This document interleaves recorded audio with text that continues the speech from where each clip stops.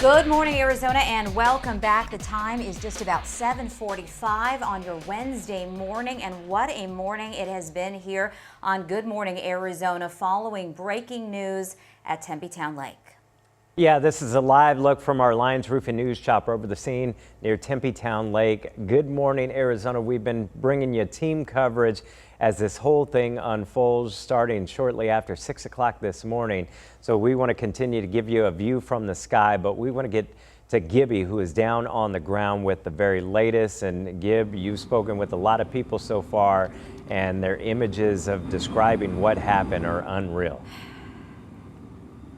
Yeah, and the fact that they were just feet away from this and were able to witness it up close the way that they have and yet still remain safe. You know, Javier, I had mentioned the personnel out here. We do have an update on the personnel. They say they have 95 people out here. That's 4 engines, 2 ladders, and a battalion chief. That's what they have working. They also have plenty of people on standby. We just saw Guadalupe Fire as well as Phoenix Fire, others that are coming to assist Tempe Fire out here. And the one part that continues to burn is that little wood stack that you see over there. That is right next to a tanker, but they don't seem to be worried about that area much. They've just been dousing this area here closer to us, which is closer to the tankers, which have that hazardous material sign on it. A lot of the people we spoke with this morning said that they mentioned seeing that hazardous material on those carts as it derailed. Some of them, as I mentioned, just exercising, walking through the park, others driving to work at the time, kind of like the Davises. They sent us in their video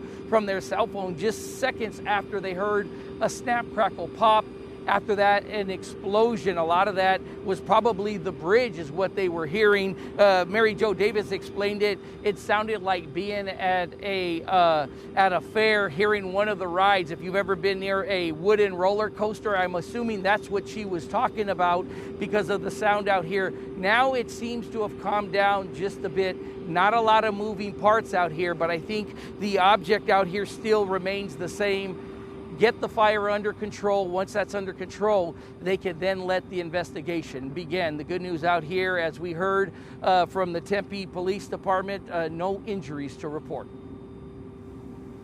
That is really good news. And obviously we've got multiple crews traveling all over the valley right now to get there to where Gibby is and get to where the media staging will happen so we can get direct statements from Tempe Police and Tempe Fire, and also to where the buses are going to be rerouted. Javi, Gina was telling us just a moment ago about some of the transportation changes that are going to be happening throughout Tempe, as I mean, this is just kind of stopping the world in this little area here. Yeah, speaking of the world, this has now made international news as the BBC has picked it up.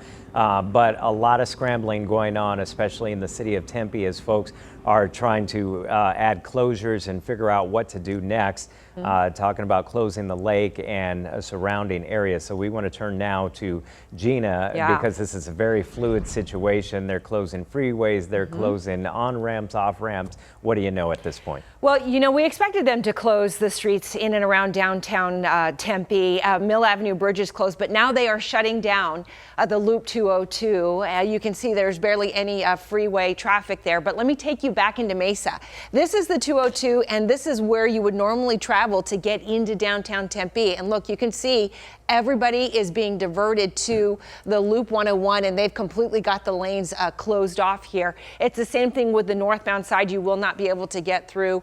Also coming in from Phoenix. Let me just map out where everything is here. First of all, the actual train derailment. There's the 202. That is the Mill Avenue Bridge, and then the actual bridge for the train is just to the west of Mill Avenue. Let me widen out the view. If you're coming in from North Mesa, you will not be able to use that 202 into Tempe. Past the 101, you will be diverted either northbound or southbound here. And you can see we already have a backup back to Alma School. I think that if you need to get into Phoenix from Mesa, even if you're in far north Mesa, drop down to the US 60.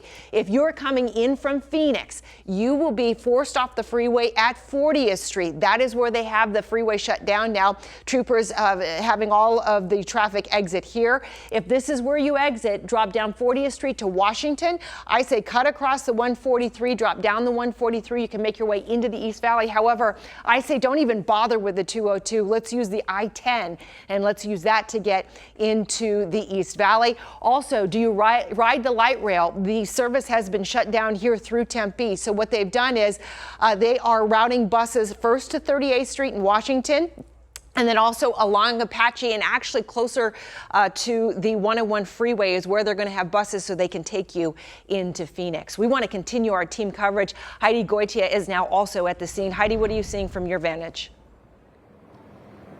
Hey, good morning, Gina. From here, we're seeing a lot of smoke and a lot of that overflow traffic that you're talking about. As Arnold shows you, we are at 3rd Street and Mill, and it is pretty heavy smoke and a very heavy smell of smoke out here. So a lot of people likely struggling with that. You can see traffic is allowed southbound here on Mill, but they do have some closures in place. Tempe police helping out in this area. There's already a lot of construction in this area, so this is making matters worse for folks who are trying to get in or out of here. As we've been talking about throughout the morning, Valley Metro shutting down the light rail. So they are sending buses in. This is one of the buses that they have sent in to transport people who would normally be taking the light rail in this area. I talked to that bus driver. He said so far he hasn't seen a ton of demand. A lot of people just sticking around kind of to see what's going on. But they are ready to get people out of here, people who would normally be taking that light rail. And again, we do want to mention, because ASU has not started classes yet, that's really a good thing right now, because if they had, and if we weren't in a pandemic, this would be a lot busier and things would be a lot more backed up. So we'll send it back to you guys as we're going to continue our coverage down here in Tempe.